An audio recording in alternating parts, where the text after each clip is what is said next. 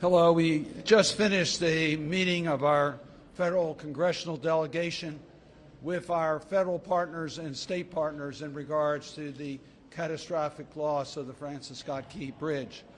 I want to acknowledge those that were at the meeting. Our full 10 members of our federal congressional delegation were present. We were joined by Governor Moore. We had Secretary Buttigieg, the Secretary of the Department of Transportation, and we had Administrator Young from OMB that was there. We had representatives from the Army Corps. Secretary Connor was there and General Spellman was there.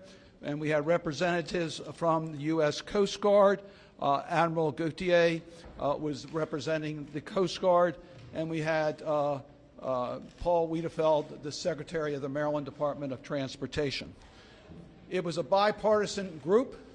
And I believe you'll find that there's going to be bipartisan support to do everything we need to carry out President Biden's commitment to make sure the federal government's there to do everything that's necessary in regards to the catastrophic loss of the Francis Scott Key Bridge, including opening the harbor and the channel, as well as the replacement of the bridge.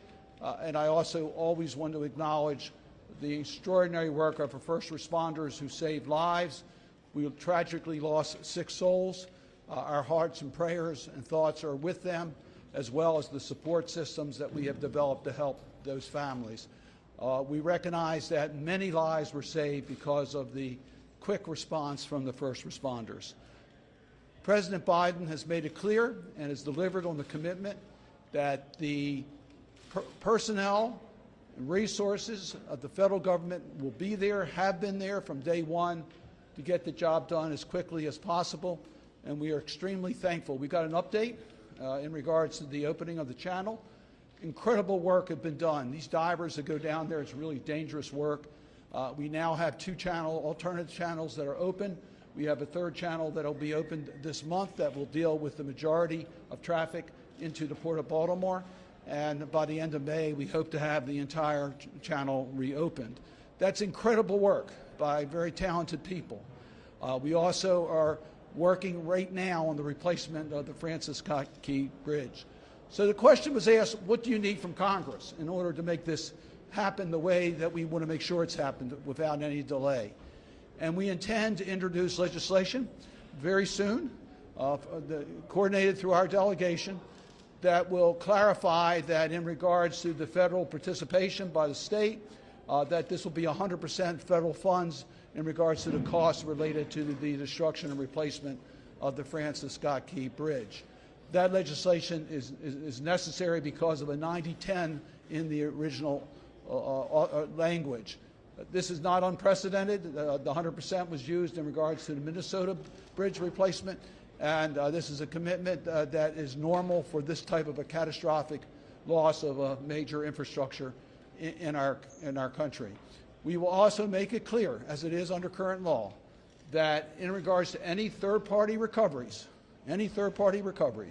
from liable entities or insurance will go to relieve the federal taxpayers of the burdens that have been sustained as a result of the loss of the bridge. But as it was pointed out at this meeting, that process will not delay the immediate moving forward with the replacement of the Francis Scott Key Bridge. We will not delay until liability is established, but once liability is established and funds are received, it will go towards the taxpayers. I've said this often, the Unified Command has been unbelievably effective in bringing all of us together to be able to respond the way that we have. The leader of our state of Maryland has made that his priority. It's ever since the bridge came down, he's been there every single day, making sure that our state agencies are working in conjunction with our federal partners so that we can get the job done on behalf of those that are affected by the bridge that have come down, the families of the victims, as well as making sure the channel is opened as quickly as possible and the bridge is replaced. So I'm very proud of the leadership we have in the state of Maryland, and it's now my honor to bring up the governor of the state of Maryland, Senator Moore. Governor Moore. Good morning. I'm beyond grateful to Senator Cardin, not just for the leadership and for the vision, but also for the invitation to be here today. And I'm thankful to this entire delegation. I say I am blessed that I have the most outstanding federal delegation that any governor could ever ask for. And I'm grateful because today represents exactly what it has been like for these past 2 weeks. Because the state of Maryland is still very much mourning. We're still very much mourning the loss of 6 Marylanders who were working in the middle of the night, doing dangerous work that did not have to be deadly. That the state of Maryland is still mourning because we know that there's still 3 souls that are still unaccounted for. And for them, for their families, we continue to pray for them and to pray with them and pray over them. But we also know that the meeting today was very emblematic of the kind of support that the state of Maryland has had from the very beginning. Because about 2 weeks ago, a part of our soul fell into the Patapsco River, a part of our landscape, and a part of what makes Baltimore, Maryland so special. And literally from the first moments of that happening, watching the response of our federal delegation, watching the response of the Biden administration, watching the response of our federal partners from the Army Corps of Engineers to the Coast Guard to Navy Soup Salt, that this has been a true coordinated effort. And we're grateful. And I just stand here as simply a representative of 6.3 million people who are not just here to say thank you, but also here to say that we are prepared to be partners in this work for the long run. That we know it is imperative that the 4 objectives that we have laid out have to be accomplished, that we have to make sure that we are providing a sense of closure and a sense of comfort to these families, that we have to make sure that we are getting the channel reopened, that we have to make sure that we are taking care of those who have been directly impacted, including our first responders, including our port workers, including these families, and we have to make sure that we are rebuilding the Francis Scott Key Bridge, and that the state plans on being full partners inside of that work. And knowing that just in these past days, we have done things like on last Friday where I've signed an executive order allowing the release of $60 million that's going towards supporting our workers and individual small businesses impacted. That later on today, I'll be heading back up to Annapolis to sign the Maryland Port Act, where we worked in partnership with the General Assembly to ensure that our port workers are not going to be forgotten in this, and also that the children of those who have died due to transportation accidents, that their education can be taken care of. And then we've also been able to launch things like the Maryland Tough Baltimore Strong Alliance, which is an alliance of over 80 businesses and organizations, philanthropy and private sector, who have said that in this moment they will step up and double down in their support of Baltimore and in their support of Maryland and in support of the people impacted. But we also know that the support from the federal government and the support of Congress is also going to be imperative in this. And so the chance to stand in partnership with people like Director Young and Secretary Buttigieg and the entire team from the Biden-Harris administration and all of our federal partners with our congressional delegation, I just want to say on behalf of 6.3 million people that we appreciate it. It's never going to be forgotten. And we plan on being partners with you every single step of the way going forward. And so with that, I'd like to turn it over to another member of our fantastic delegation, Senator Chris Van Hollen. Thank you, Governor. Well, what you see here is a partnership united in common purpose.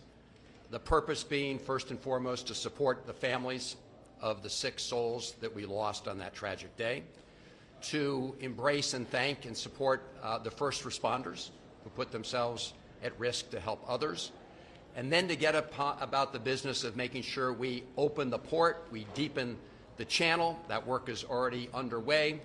That as that work moves along, that we support the workers who have been displaced and delayed because the port is closed, as the longshoremen and thousands of other workers and small businesses that rely on the business of the port for their livelihood.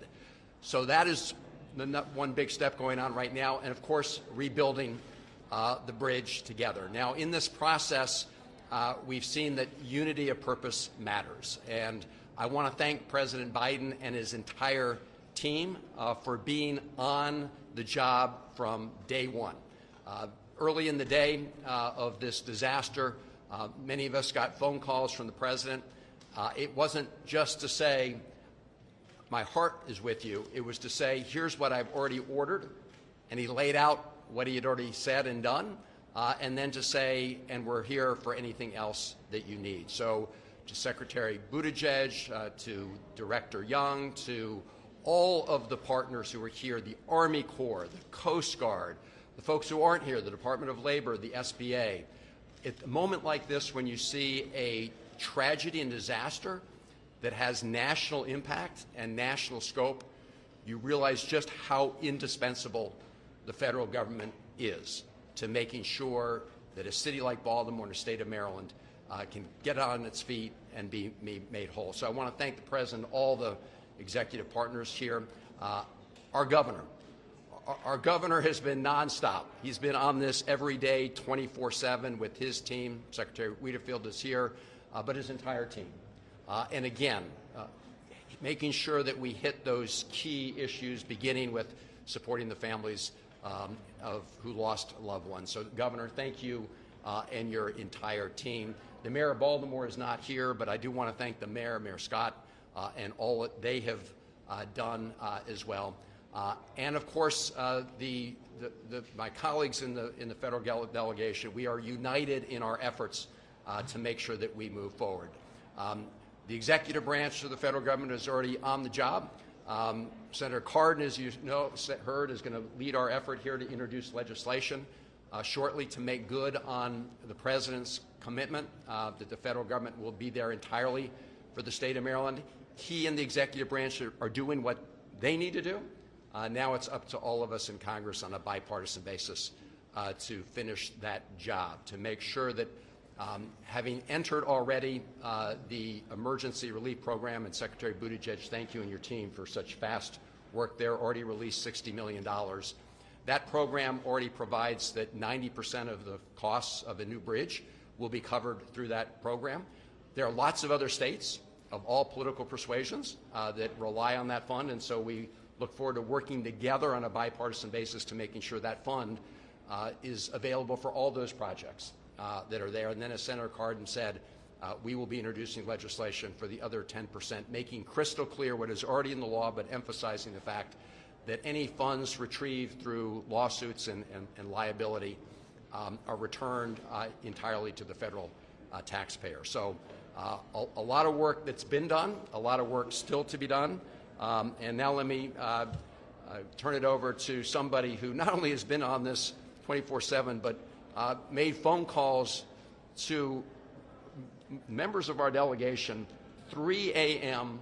as soon as he heard the news of this disaster. He was on the job, visited the Port of Baltimore that day. He's been guiding us through this important work from the executive branch perspective, and that is Secretary Pete Buttigieg. Mayor Pete. Well, thanks very much, Senator, and I want to begin by acknowledging and recognizing the extraordinary, unified, focused, bipartisan response of Maryland's delegation from the first hours of this disaster. That has served the people of Maryland well. It has also helped us in meeting our goal as set by President Biden of being the best possible partner in the executive branch.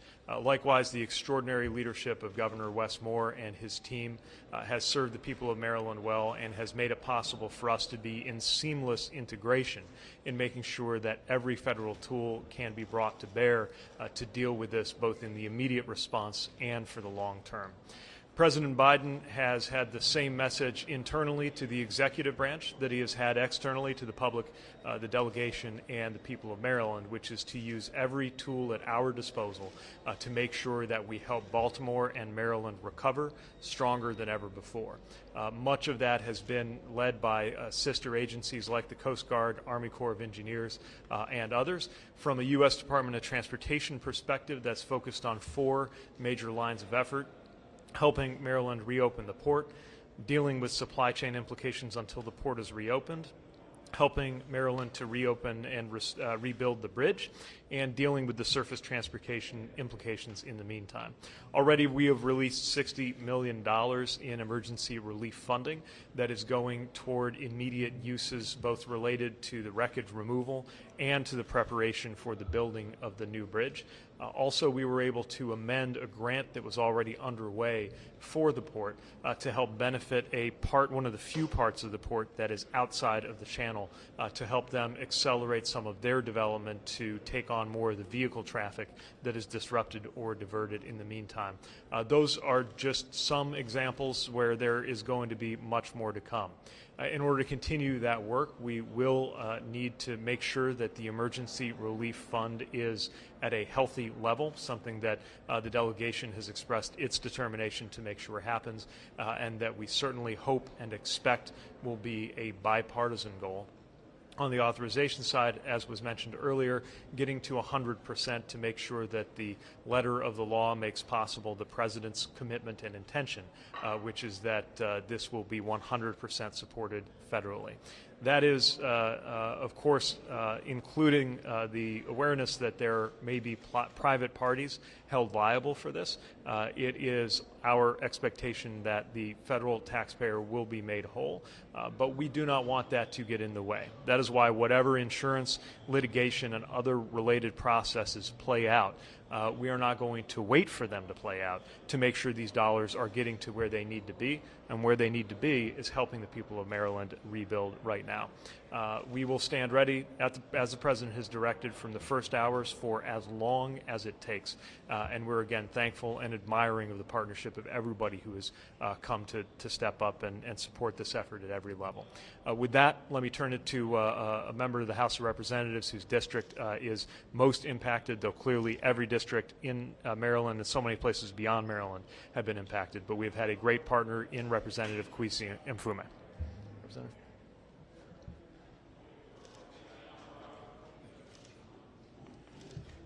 Ladies and gentlemen, good morning.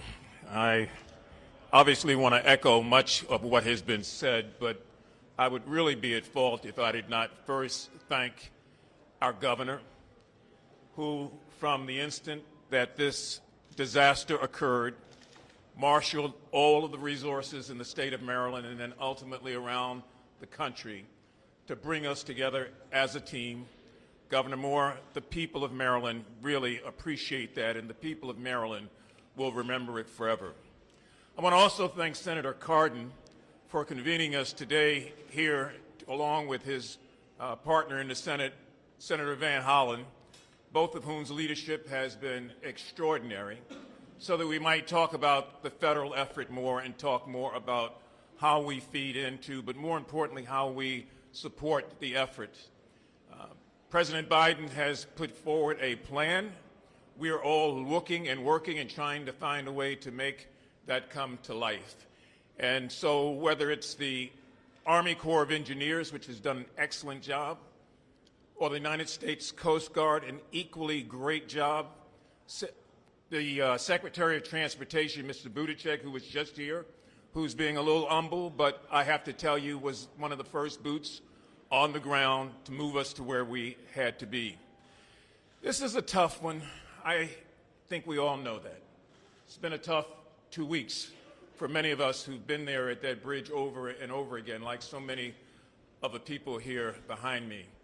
But it's proven to be something that has allowed the state of Maryland, and I hope the country, to recognize that it can still overcome disasters and tragedies by working together.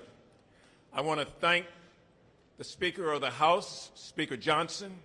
I want to thank Minority Leader Hakeem Jeffries, both of whom have expressed to me personally and to many of you their sincere desire to want to find a way to get us beyond this point. Our thanks also to Rosa DeLauro on Appropriations and Tom Cole, the soon-to-be Chair of Appropriations, for not only understanding this, but pledging their support in every way possible. And every now and then, when we have been doing these, we stop to make mention of those 6 men on that bridge, stories that really have not yet been told. Men who have been in this country 16, 17 years, working 2 jobs, who are married, raising children, giving of their heart and soul and sweat, and who on that fateful night met their end. We, as the governor said in Maryland, and I hope all over the nation, continue to lift them in prayers. Their lives, as we know, will never be the same again. And we want to thank the people on the ground, the 3,000-plus longshoremen, all of whom on the docks know that their jobs are in jeopardy for a while, all the small business owners and truck drivers, all the first responders and the people who've given of themselves with food for the workers on the scene. I would be remiss if we did not mention that, and to mention also the great people of the Dundalk community and the Turner Station community who have embraced all that has been going on and have helped to make it much better for those of us who've been on the ground. So what you see here is the Maryland model, a model way of trying to move forward in disaster that's not partisan in any way whatsoever, and a model of men and women of different walks of life and backgrounds, recognizing that it may have been our port, but it also belongs to our nation, and the supply chain that potentially could be disrupted. It's a thing that we want to try to find a way to prevent. So I mentioned a moment ago the great work of the Army Corps of Engineers. It's my pleasure to introduce and to bring to you General Spellman, who's overseen much of that command and has helped significantly get us to where we are today. Ladies and gentlemen, good morning. I want to start out by thanking Senator Cardin and Governor Moore for inviting us to this morning's discussion. We are very, very proud to be a part of this team. And I do want to begin by saying we are forever mindful of the Governor Moore, and President Biden's #1 priority, and that is to do all we can to find the remaining missing 3 workers and return them to their families. We are going to go about a lot of heavy lifting of steel and concrete in the weeks ahead, and we have to do that with a lot of care and precision. And we are proud to be just one small part of a much larger team from the city of Baltimore, certainly the state of Maryland, the Coast Guard, the United States Navy, and many, many others. We are just of the collective assessment from our work over the past 14 days that we have to start moving more and heavier debris to find the missing workers and also to reopen this strategic port for the nation. The Federal Navigation Channel into the Port of Baltimore is 700 feet wide by 50 feet deep, and today it has 9,000 tons of steel at the bottom and 3,000 tons of concrete. Many of you have seen the picture of the section of the steel truss hanging off the front of the vessel Dolly. That section alone weighs 5,000 tons, and I shared with President Biden during his visit to the port last Friday, 5,000 tons. That's the equivalent of 12 Air Force Ones fully loaded with gasoline. We're committed to getting this concrete and steel out of the channel by the end of May, and that work has already commenced. We've had 51 divers in the water over the past 14 days, and we've also found an opportunity to do some concurrent work where we can restore some access to the port, short of the full Federal Navigation Channel. We're calling that a limited access channel. It's 280 feet wide by 35 feet deep. And what that will allow is about 80% of the cargo that currently comes into the city of Baltimore, the Port of Baltimore, to restore access, one-way traffic, and about 74% of the cargo that leaves the Port of Baltimore will be able to use that limited access channel, and we will deliver that channel by the end of this month in April. In fact, we'll be down in our labs in Vicksburg, Mississippi, beginning tomorrow through Friday. We're going to bring the Maryland Association of Pilots, a number of captains that sail vessels of various sizes, and we're going to go through all of the protocols so we can have safe transit of this temporary navigation channel. And I will be followed by Congressman Hoyer. Thank you very much, General. When the Dolly hit the concrete and the steel on that bridge, it hit us all. And it has been said that great tragedies often bring out the best in people, the best commitment to making a difference, to meet that tragedy and make sure that we correct and build and unite. And I want to thank Governor Moore for his leadership. I want to thank President Biden for his leadership on behalf of all of the delegation. Without their focus and quick action And Secretary Buttigieg, I thank you for not calling me at 3:30 in the morning. My district is somewhat far, relatively speaking, in Maryland, a small state, from the bridge. But all my people that I represent in southern Maryland were hit and adversely affected by this tragedy. Not only did we lose 6 souls who were working to make sure that bridge was serviceable, but we lost the economic impact for the nation, as has been said, and I would add the international community that ships its goods here to Baltimore, one of the busiest ports in America. All has been said about the cooperation that has occurred. Senator Cardin, I want to thank you and Senator Van Hollen. You represent the port along with Kwesi and Fumi and John Sarbanes and Dutch Ruppersberger. The rest of us, however, are equally committed to making sure that we heal this wound in our state, in our nation, and service the rest of the world.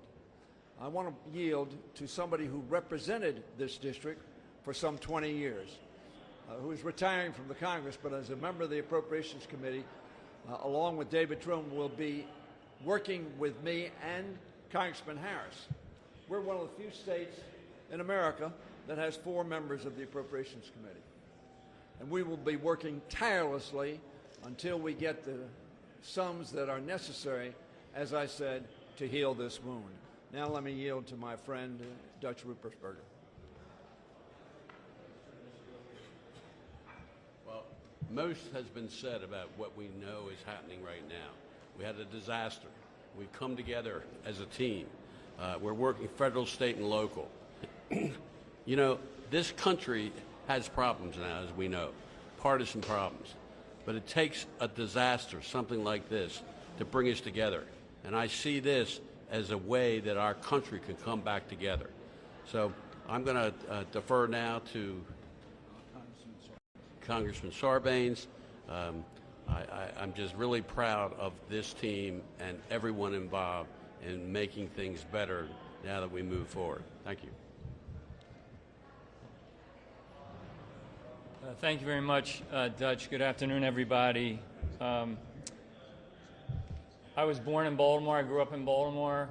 I still live in the Baltimore area. I feel that Baltimore pride that says when we get knocked down, we pick ourselves back up, and people all over the region were picking themselves back up on that day after this bridge collapsed. But we can't do it by ourselves, which is why I want to thank President Biden and his team for the immediate and ongoing response. I want to salute Governor Moore and his team.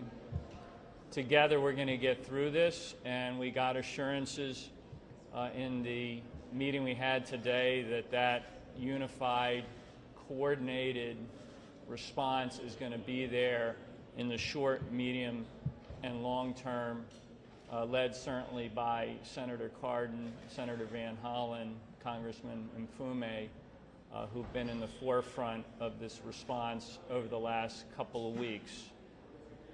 Baltimore's a tough place. There's a lot of grit there, and there's a lot of deep pride, and you're seeing all of that coming to the fore in this critical moment. So we're going to keep pushing through. We're going to get that channel cleared, and we're going to get that bridge rebuilt. Thank you very much. And it's a bipartisan response.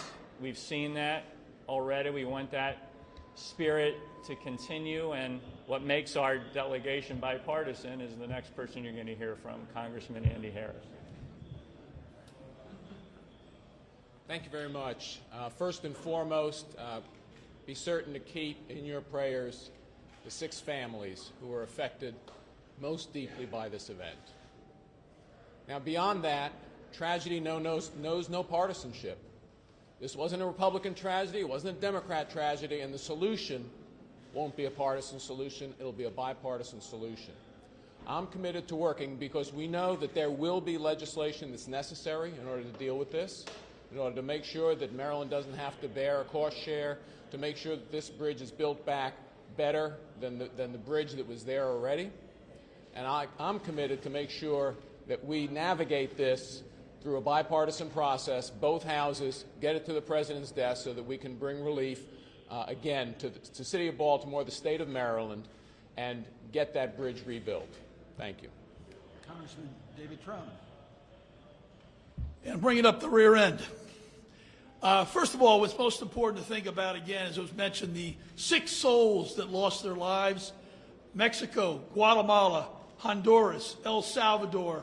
These are immigrants that are so often vilified throughout our country now, yet they're often the greatest Americans, Americans that work the toughest jobs and the toughest hours of the day with very little respect and compensation. So we need to continue to honor them and realize their importance to our society. I want to also thank Governor Moore, his leadership on the ground, being there every day. He has been the quarterback. He's been the go-to guy to get this partnership with the federal government executed. So he has just been a rock star on this effort. But at the same time, as was mentioned, as an appropriator, a bipartisan appropriator, working with Congressman Harris, future Appropriations Chair Tom Cole, we got to bring these dollars home in a positive way. But at the same time, the devil's in the details, and we got to make sure we execute on President Biden's promises. His promise to make sure that union labor builds this bridge. We need these projects to have project labor agreements so our union brothers and sisters can build the bridges right and the right way and on time. And we got to keep thinking about those that have lost wages, our longshoremen, our small businessmen. In the Port of Baltimore, $2.2 million a day, lost wages. Guess what? $430 a week unemployment ain't going to cover it. The special fund by the state, maybe $600 a week. That's not going to cover it. They still got mortgages to meet, food to put on the table, so we need an all-of-government effort not to just let that slip through the cracks and say, oh, the port's open now again, it's June 1. Too bad. The President's made a commitment to all those there to make up on those lost wages, and we've got to come through on that, and that's what this team will do. So thank you. Let me also acknowledge that Congressman Raskin and Ivey joined us for the delegation meeting. And let me just underscore the point that Congressman Harris made and others, that we are going to work in a nonpartisan, bipartisan manner to make sure that we can deliver on the commitment that President Biden has made and that has been used in previous disasters similar to this. With that, we'll open it up for questions. What, you want to?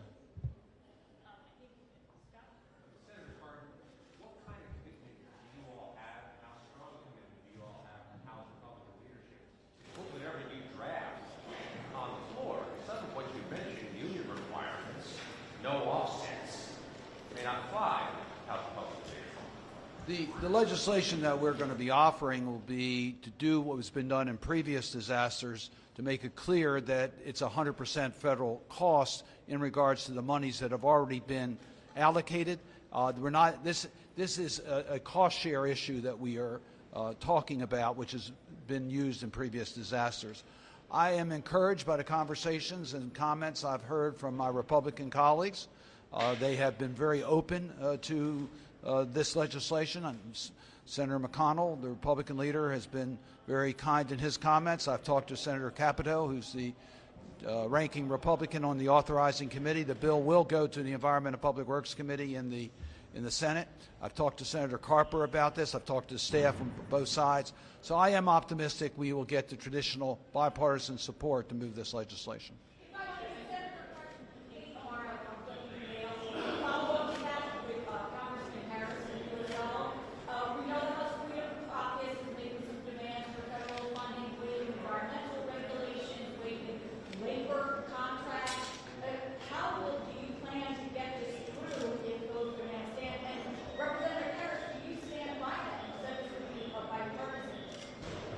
So let me make it clear, because there's a lot of other issues that may get engaged as we do with any public contracts. That's not necessary for Congress to take legislative action. So we will be working with the Biden administration to address all the concerns of our colleagues to make sure that we get the best cost and quickest action, particularly in the replacement of the bridge. I was impressed by the conversations of Secretary Buttigieg and Secretary Wiedefeld about using a process that will streamline the procedure so that we can get a modern replacement bridge that meets the needs done as quickly and as cost effectively as possible and as safely as possible to deal with this issue. So there'll be times and discussions for all these points. The fundamental issue right now is passing legislation to clarify that this is 100% federal responsibility.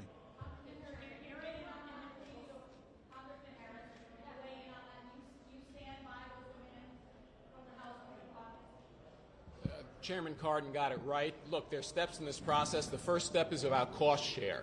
There is no debate about cost share. You know, in this tragedy, Maryland should not have to bear a part of the cost. That's going to be the focus of, I believe, the first piece of legislation that comes through. Thank you. Two quick questions for Congressman Harris. The first is, what is the ballpark estimated cost for this bridge? How much money are we talking about? And then my second question for Congressman Harris is, do you intend to lobby the Freedom Caucus for the other steps in this process after the cost sharing? I didn't hear the second question. Maybe he did. The cost estimates are unknown. That's the work is going on now to try to estimate the costs of the project. It's not known at this particular moment. They're still dealing with the clearing, and those costs are being incurred as we speak. The initial allocation was $60 million in regards to the bridge collapse. Those funds have already been encumbered, not all, but most have. But we do not know the total cost of a replacement bridge.